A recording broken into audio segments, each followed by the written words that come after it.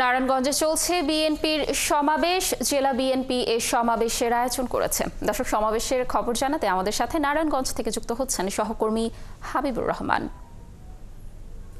হাবিব, সমাবেশে কি আনুষ্ঠানিকতা চলছে এখন, কারা কারা কথা বলছেন, আর সমাবেশকে ঘিরে নেতাকর্মীদের উচ্ছ্বাস আজকে কেমন দেখছেন জানাবেন।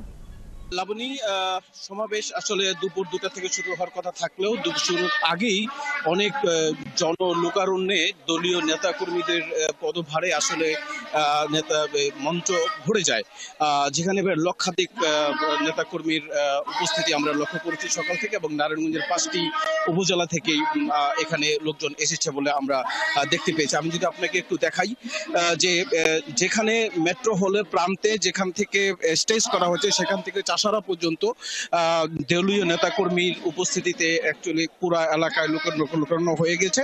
কেন্দ্রীয় নেতৃবৃন্দ এসেছেন, ঢাকা থেকে কিছুক্ষণ আগে মির্জা আব্বাস এসেছেন, এবং সাথে বিভাগীয় যে দায়িত্বপ্রাপ্ত যারা আছেন নেতৃবৃন্দ, জেলা নেতৃবৃন্দ, মহানগর নেতৃবৃন্দ সকলে এসেছেন।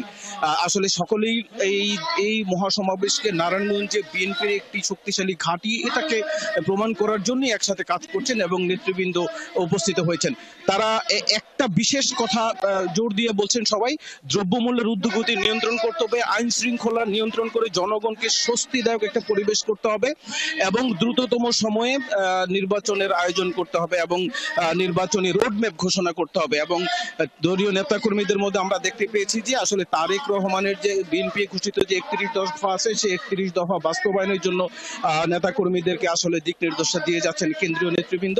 এর বাইরে আমরা সাধারণত সামনে রমজান আছে, রমজানের মধ্যে যাতে দ্রব্যমূল্য কোনোভাবেই ক্রেতাদের নাগালের বাইরে চলে না যায়, সেজন্য তারা আসলে সকলকে সরকারকে বক্তব্য দিচ্ছেন অনেকটা এমন ভাবেই।